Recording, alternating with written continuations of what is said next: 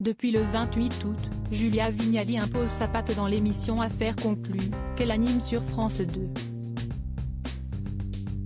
L'ancienne acolyte de Thomas Soto dans Télématin, qui a remplacé Sophie Davant dans le programme quotidien de la chaîne, n'hésite pas à apporter un vent de légèreté et un petit peu de folie à l'antenne. Ce mercredi 13 septembre, la présentatrice de 48 ans a accueilli sur le plateau une grande passionnée de décoration d'intérieur et d'animaux originaire de Haute-Savoie, qui souhaitait vendre une suspension lumineuse et elle en a profité pour montrer son tatou. Chaleureuse, Julia Vignali a salué et souhaité la bienvenue à la jeune femme de 31 ans, en la complimentant sur son look, semblable au sien. Lisa, de son prénom, était en effet vêtue d'une longue robe rose poudrée fluide qui ressemblait beaucoup à celle de l'animatrice, dans une version bleu clair à motifs. « Oh, vous avez un beau tatouage. Moi aussi », a-t-elle également rétorqué, en s'empressant de montrer le sien, situé au niveau de son biceps.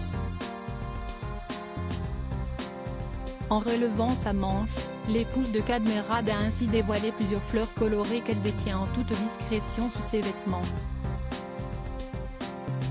Curieuse, la présentatrice d'Affaires conclues a demandé au commissaire-priseur Harold Échelle, se trouvant à ses côtés, s'il en avait un aussi.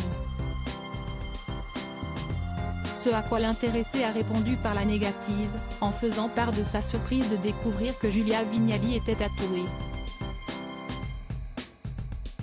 Ah ben oui, on ne se connaît pas si bien, a rétorqué l'ex-animatrice du meilleur pâtissier avec amusement.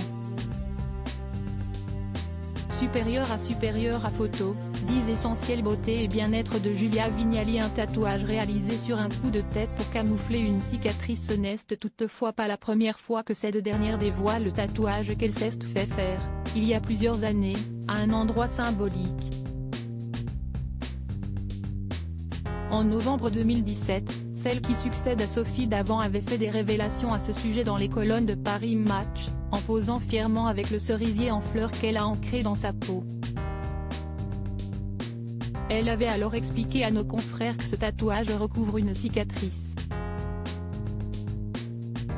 L'histoire remonte à ses 5 ans, lorsqu'elle a renversé son chocolat chaud brûlant sur son pyjama, le matin même de la fête des mères. Brûlée au 3e degré, l'enfant qu'elle était n'a pas pu bénéficier d'une greffe, mais a été opérée, plus tard. En hiver, Julia Vignali prenait l'habitude de camoufler ses marques sous ses vêtements, mais a fini par décider, sur un coup de tête, de rentrer dans un salon de tatouage.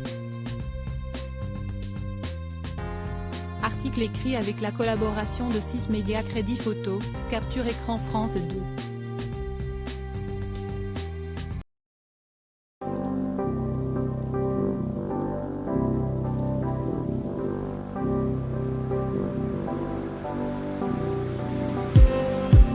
Just